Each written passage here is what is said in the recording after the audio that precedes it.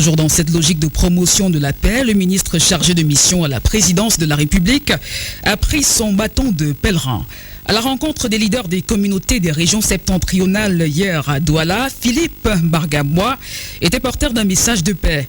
Les échanges de plus d'une heure se sont déroulés à huis clos. Augustin Guizana, sur TV Littoral. Il est venu en mission de bons offices auprès des communautés du septentrion résidentes à Douala. Dans cette ville, comme sur l'étendue de la région du littoral, l'opinion est saturée par des informations qui peuvent prêter à confusion et sont susceptibles de causer des troubles. Face à cette situation post-électorale, le chef de l'État mendiant de la paix a dépêché son émissaire dans la capitale économique. Philippe Mbargamba, ministre chargé de mission à la présidence de la République. Douala est une ville importante. Le président prend au sérieux cette communauté. C'est pour ça que je suis là, par affection et par respect pour cette communauté. Face au ministre chargé de mission à la présidence de la République, Philippe Mbargamba, des guides religieux, des opérateurs économiques, des leaders, des associations et mouvements de jeunesse, l'élite politique originaire des régions de la Damawa, du Nord, de l'extrême Nord. Les échanges ont permis aux uns et aux autres d'être rassurés. Ils sont tous désormais des ambassadeurs de la paix à Douala. Eladj Abdoulaye Amadou, opérateur économique. Parlons à nos enfants, à nos jeunes frères et sœurs, expliquons-leur que la violence, les casses, les affrontements et les propos haineux ne servent à rien.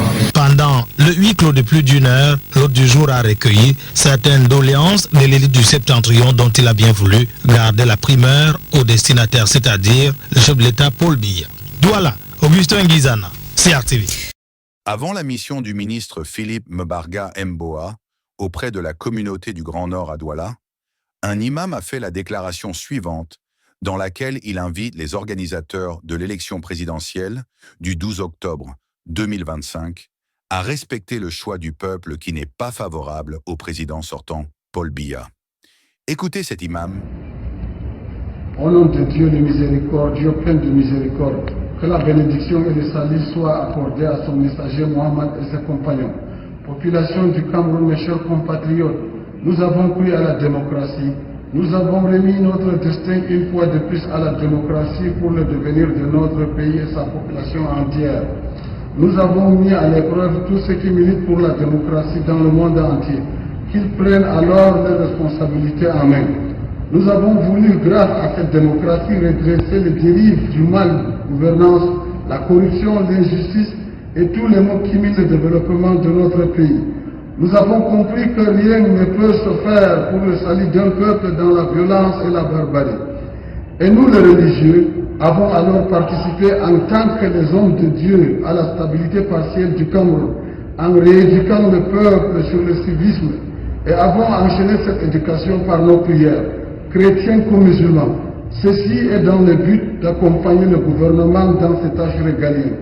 Un adage dit, si la semence se vante de sa bonne qualité, qu'elle sache aussi que c'est parce que la terre est fertile qu'elle a pu pousser et produire. L'endurance de Camerounais n'est ni faiblesse, ni la peur de mourir, c'est une sagesse. Elle a pour limite pour changer leur destin par les voies de la démocratie. Que les adeptes de cette démocratie prennent alors leurs responsabilités en main en défendant ce système imposé aux Africains. Les Africains pensent actuellement que le changement par cette voie n'est plus possible, que la situation du Cameroun n'illustre plus cette nouvelle pensée africaine. Les Camerounais du nord au sud, de l'est à l'ouest, et même ceux de la diaspora sans distinction d'ethnie ni de religion ont opté pour le changement avec l'élection du 12 octobre 2025. Ils ont tous répondu présents et massivement devant les urnes en surveillant leur voix avec un seul objectif, celui du changement. Maintenant qu'ils ont exprimé leur volonté de changer leur destin par les voies des urnes, nous remarquons de part et d'autre des pouvoirs publics et du parti au pouvoir des menaces réelles, des intimidations dans le but de faire fléchir les Camerounais et leur arracher leur victoire. Dans un pays démocratique, on ne gouverne pas par la force ni par la dictature.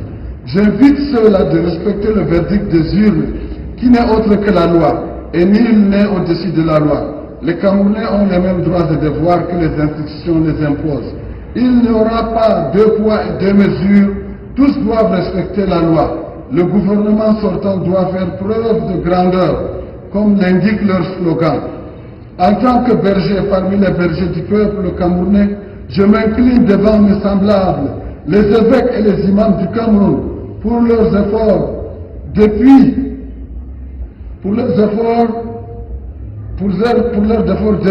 des décennies et leur capacité à avoir amené la paix et la cohésion sociale entre plus de 270 ethnies camerounaises. Je m'adresse ensuite humblement à la justice camerounaise. J'invite tous les magistrats de ne plus céder aux pressions des intérêts égoïstes, prière d'agir pour l'intérêt général. Ayez pitié de vos concitoyens, ne leur arrachez pas leur victoire, qui est leur seul espoir de se libérer du joug de la mauvaise gouvernance que vous-même n'êtes pas épargné. Cette responsabilité que Dieu vous a donnée est un dépôt. Vous serez responsable devant l'histoire et devant Dieu. N'acceptez pas les irrégularités. Donnez au peuple leur seul et unique moyen pour se libérer. N'étouffez plus les aspirations de la population, en particulier celles de la jeunesse en grande partie marginalisée. Et à nos vaillants soldats, chers protecteurs de la nation, respectez votre devise qui est honneur et fidélité. Ne mettez pas le pays à feu et à sang. Restez fidèles à la loi et non aux individus. La loi ici, c'est les élections. Respectez le verdict des urnes. Les hommes passent, mais l'État et les institutions restent. L'État vous a donné les moyens pour sécuriser le peuple et leurs biens, parmi lesquels existent vos familles. Accepteriez-vous de détruire le peu qui nous reste à cause de quelques individus? Protégez donc le verdict des urnes. Tout récemment, la jurisprudence française nous a montré dans l'armée française que l'intérêt général républicain est au-dessus des intérêts particuliers. Aux puissances étrangères, en l'occurrence l'Union européenne, les États-Unis et la Fédération de la Russie, ainsi que les pays alliés, la démocratie comme système de gouvernance le plus fiable, vous l'avez défini comme suit: gouvernement du peuple, par le peuple, pour le peuple.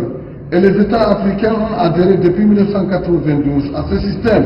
Nous, peuple africain, constatons par la suite que vous avez servi une coquille vide à la démocratie par le soutien aux chefs d'État africains